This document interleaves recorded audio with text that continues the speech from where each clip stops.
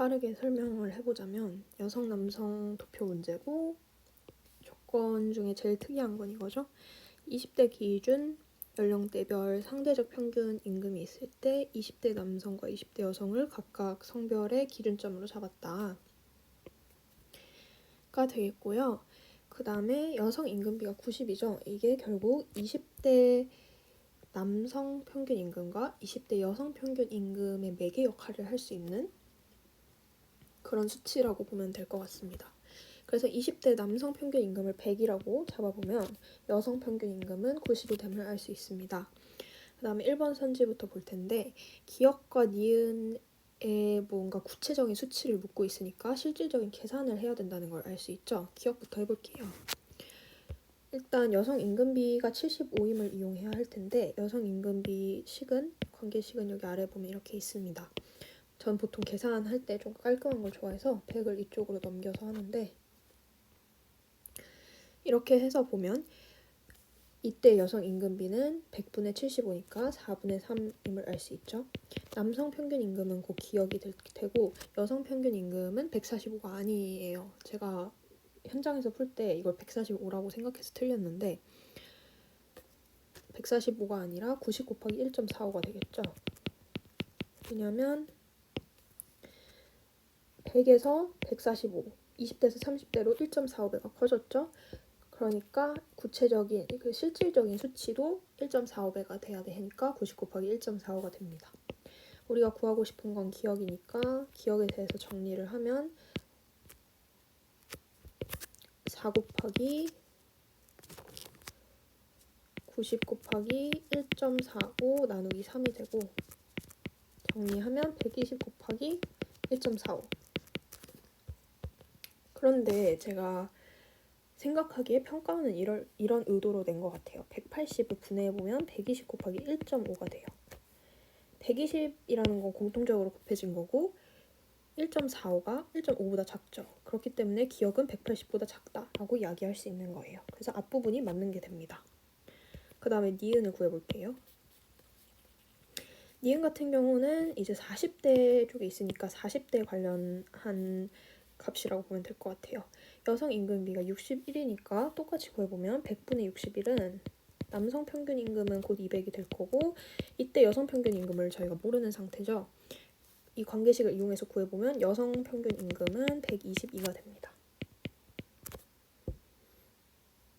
이걸 122가 되고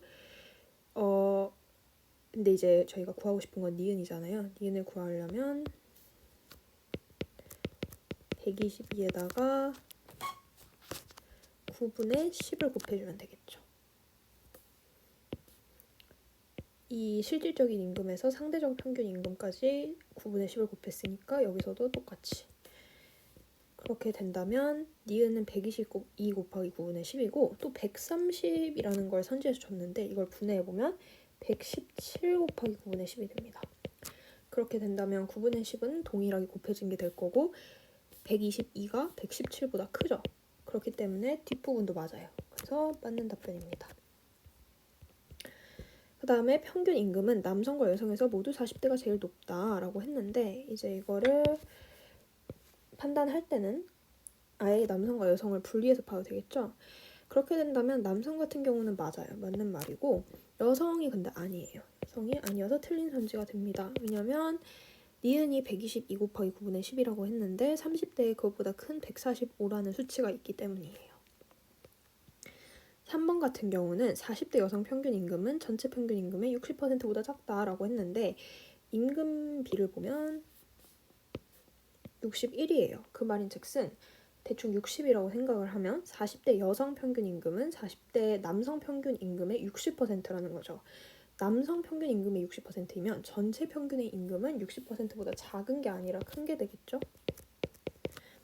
4번 연령대별 남녀 평균 임금의 차이는 20대부터 60대까지 지속적으로 증가한다. 이거는 솔직히 저도 잘 모르겠는데 이거를 1번에서 설명한 것처럼 구체적인 수치를 다 구해보면 50대까지는 맞는데 60대가 아니에요.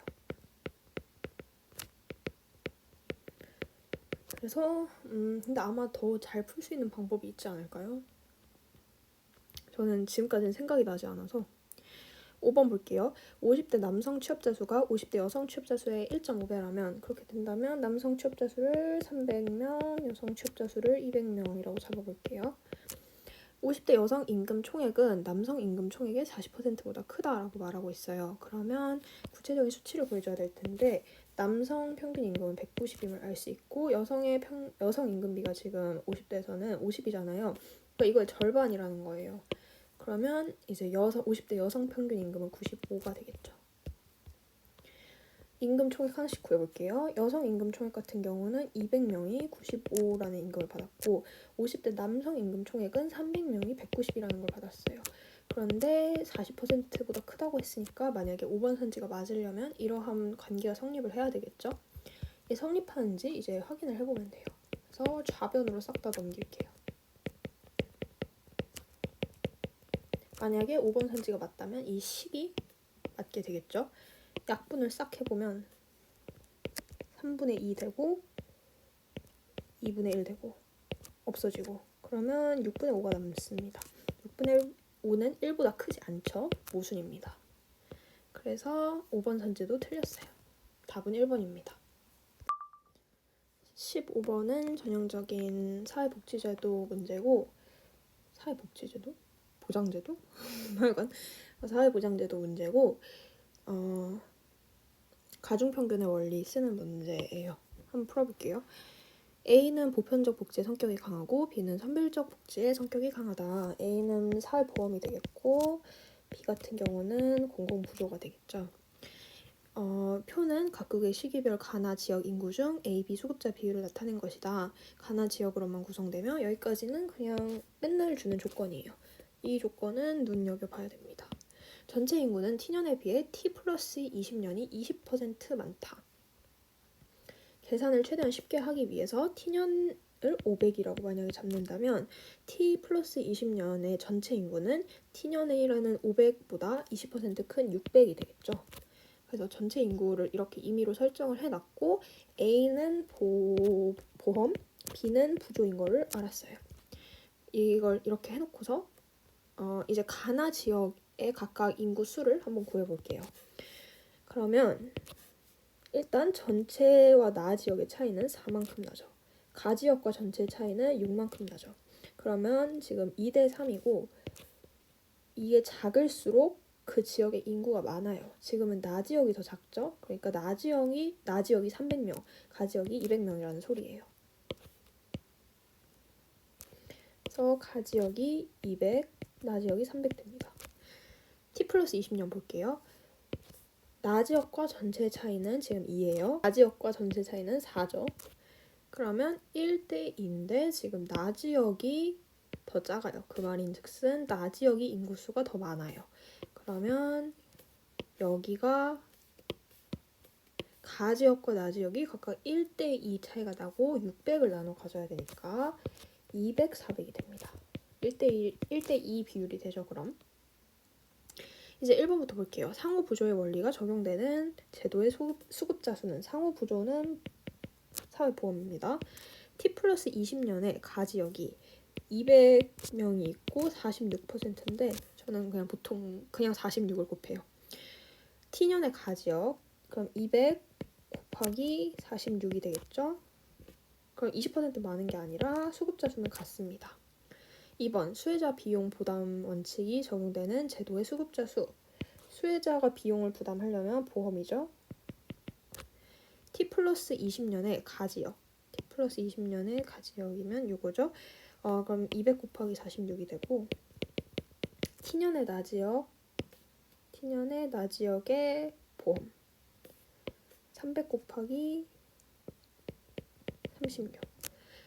공 2개씩 떨구면 여기는 92, 여기는 108. 92는 108보다 작습니다. 3번 T년의 가지역에서 정부 재정으로 비용을 정액 충당하는 것. 이거는 공공부조죠. 를 원칙으로 하는 제도에만 해당하는 거. 부조만 해당하는 수급자 수.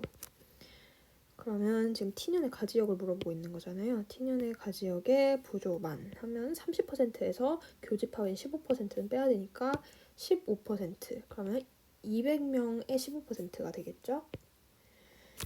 200 곱하기 15가 됩니다.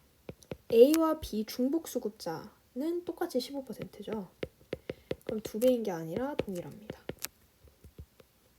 4번 T 플러스 2년에 사전 예방적 성격보다 사후 처방적 성격이 강한 제도는 부조입니다. 그리고 그거에만 해당하는 수급자 수라고 했어요. 나지역부터 볼게요. 그러면 T 플러스 20년 부조만 나지역, T 플러스 20년 나지역 부조만 하면 42%에서 교집합인 18%를 빼니까 24%가 돼요. 그러면 400명의 24%입니다.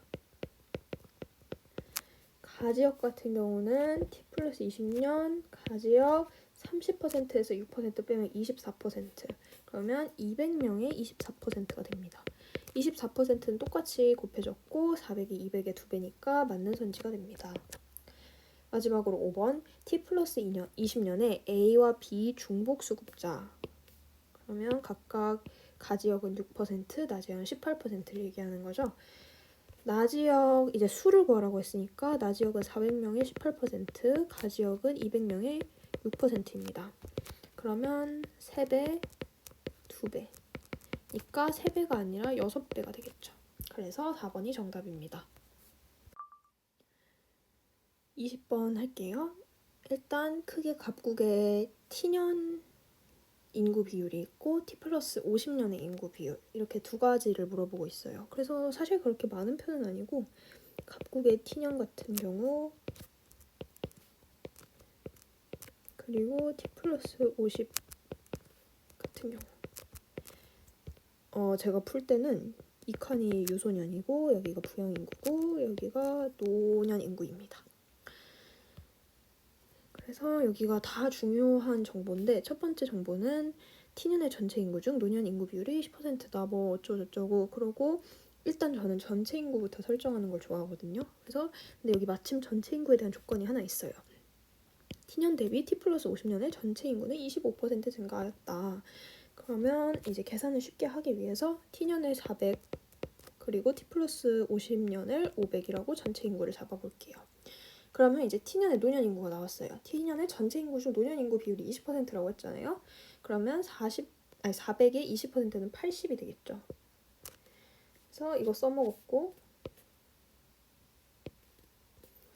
그다음에 다음 조건도 써먹을 수 있어요. T 플러스 50년의 전체 인구 중 유소년 인구 비율이 28%다.